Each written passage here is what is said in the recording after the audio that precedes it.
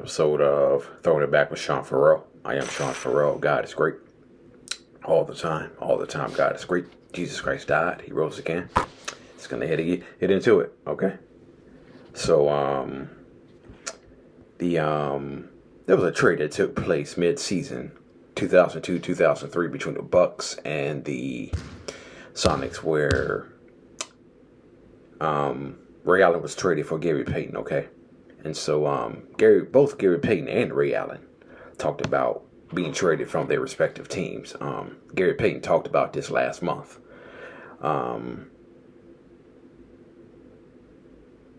Wait a second.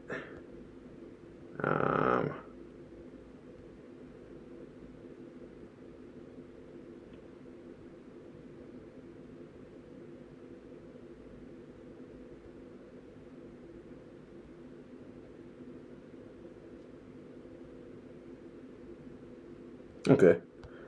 So, I think I talked about this book before. If I did, no, probably don't remember me.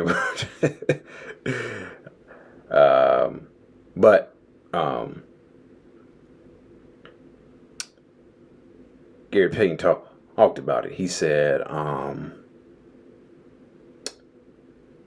let's see. Well, this article says they lost to the Michael Jordan Bulls, who went 73-9. Actually, they went 72-10, so that's a mistake in the article right there. Okay, but 12 and a half seasons, Payton put up averages of 18.2, 4.2 rebounds, 7.4 assists, and 2.1 steals per game. Despite everything he did for Seattle and accomplished as a Sonic, he was traded to the Milwaukee Bucks on February 20th, 2003. Along with Desmond Mason for Ray Allen, Ron Murray, Kevin Ollie, and a first-round draft pick. The insane thing about the trade was that next game would have been Payton's 1,000th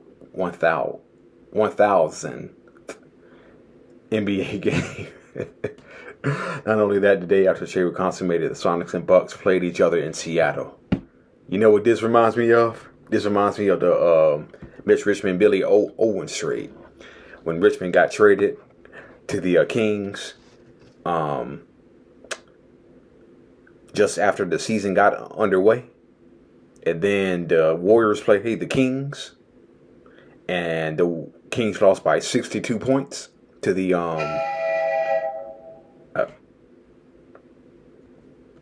sorry about that. And the Kings lost by 62 points, right? They lost by 62 points. But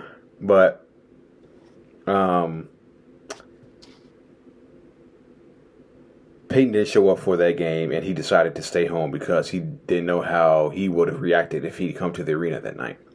That was a crazy moment in my life, recalled Payton.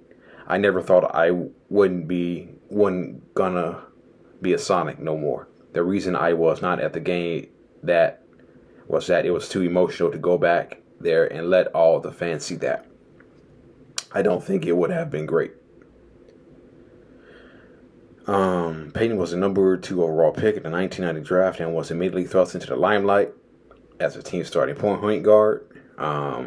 He actually struggled his first 2 years, okay? People forget that he had Casey Jones as his first coach. Yes, that Casey Jones.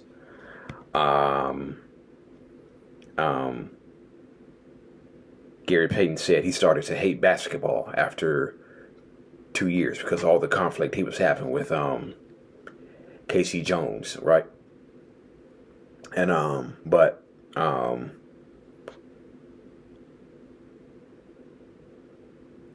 with Sean Kemp, they turned the Sonics, led the Sonics back to the playoffs, with Seattle making the playoffs in their first 7 years together. And 3 out of their last 4 as a duo, the Sonics were the number 1 seed in the East. Well, Seattle was a Western Conference team, okay? So that's another error. Twice during that period, they had 60-win seasons, including a franchise best 64 in 96, where they lost to MJ's Bulls. Kemp was traded after the 97 season, but Payton stayed on just as when he thought he was going to be a Sonic for life. Seattle traded him when he was 34 years old. It was a surprise to me I got traded. I left the gym the day before that, and all of a sudden they called me in my car and said, "We just traded you to the Milwaukee Bucks." It was a sad day, but I had 13 great years in Seattle, and I'm still loving Seattle. Seattle's my second home to me, he added. While Payton was devastated, let me put this on mute. Okay, there we go. While Payton was devastated that he was leaving Seattle, he took solace in the fact that he would be reunited with the head coach who had just taken him to the 1996 NBA Finals, and that it was he who asked for him to be dealt to Milwaukee. The good thing about that was I got traded to my coach, George Karl. He was one of who wanted me to trade for me and got me. Then me, Sam Cassell became a great duo, got Milwaukee in the playoff hunt, almost beat a team in New Jersey that went to the finals 2 years in a row. We took them all the way to Game 7 or Game 5 or something like that, but it was really sad for me to leave Seattle. But GP's stint with the Bucks was short-lived after their first-round exit in 2003, and was convinced by old rival Malone to sign with him with the Lakers. In 2004, went to the finals, lost to the Pistons in 5. But Payton eventually won a ring with Miami Heat before retiring in 2007. Okay. Yeah. So that was Gary Payton.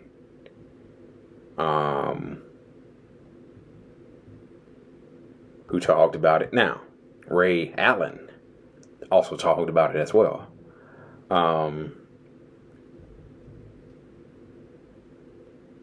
This was a couple of years ago. Wait a second. No, this isn't Ray Allen Hawkins. Hold on.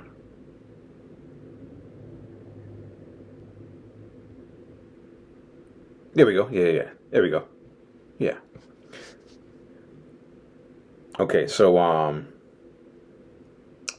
the article is titled, "I guess I didn't mean that much to them. Ray Allen on Milwaukee Bucks and Seattle Supersonics silence after being traded." Okay, so being traded is part of life in the NBA. Every player knows that. Still, some moves hit differently. Ray Allen had been through it, and he talked about those moments in a 2018 Q&A with Business Insider. To make this point, the iconic sharpshooter looked back on 2 moments when his services were no longer wanted. One with the Milwaukee Bucks in '96, and another with the Sonics in 2003. He must have meant 2007. Of course, it stung to be moved, but what stuck with him even more, Allen said, was that the complete lack of communication before and after the deals were done. Okay. Allen ran into that silence from the very start of his 10-time All-Star NBA career. On draft night '96, the former UConn Husky found he was been traded from the Timberwolves to the Bucks. When an NBA official pulled him out of the Timberwolves media session, no call, no heads up, the 5th pick suddenly belonged to Milwaukee, greeted by boos and swapped for Stephon Marbury's rights. That set the tone. Years later, 2 more moves followed a similar script. In 2003, the shooting guard learned about his trade from Milwaukee to Seattle through reporters. Despite 6 seasons as the team's scoring engine, it run to the 2001 conference finals. There goes another error right there, because the article says 2001 NBA Finals, but it's actually the 2001 Eastern Conference Finals. 3 years later, it happened again when Seattle's front office dealt Allen to the Boston Celtics, where he would win the first of his 2 rings without warning. Again.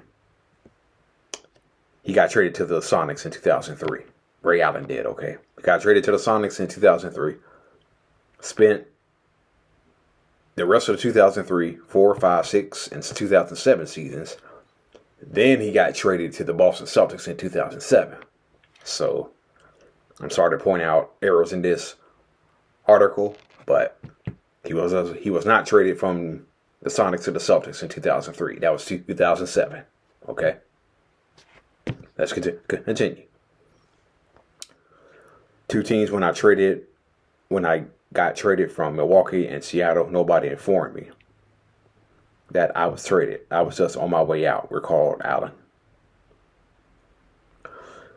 Fans have known for years how trades in the association play out. Players, especially now, often don't hear it from their own teams first. Robert Covington, for instance, learned about his 2018 Philadelphia 76ers trade through an ESPN alert. Jeremy Lamb once came across the news in Instagram comments after a haircut. Allen shared his similar recollection from his own 18 years in the league. Oftentimes, it's a reporter breaking a trade that happens as it's being worked on, and the players are always the last ones to know. Typically, you get a call from a friend. They've seen something on TV as a trade is in the works, he said.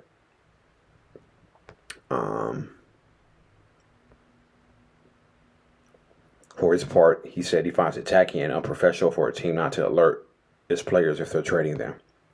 Still, there is another side to it. For teams, keeping things quiet before a deal gets done makes sense. After all, if a trade falls apart, they're left with a player who knows he was almost moved. That can creep in. It can affect how he feels and plays.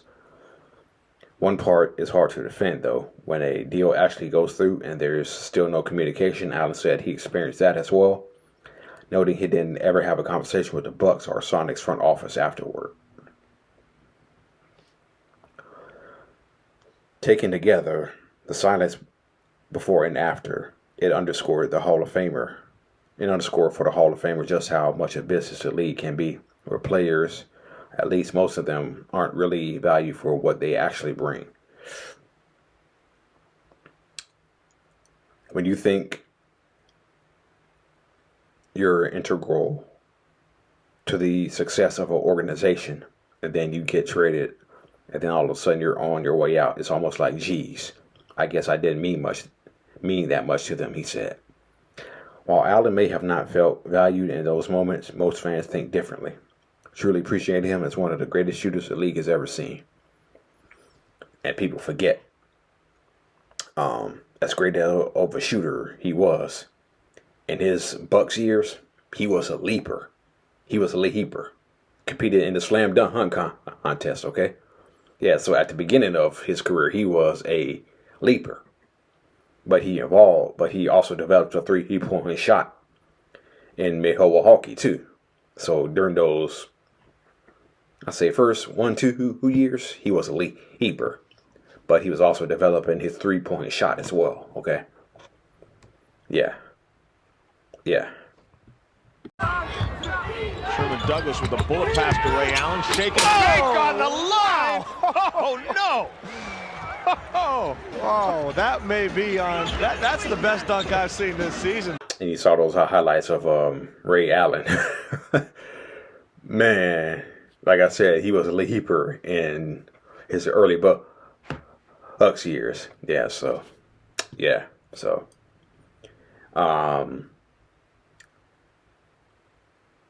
There was actually more to this story. So I'm gonna get into this in a later video, but yeah, I'm gonna get into that topic in a later video.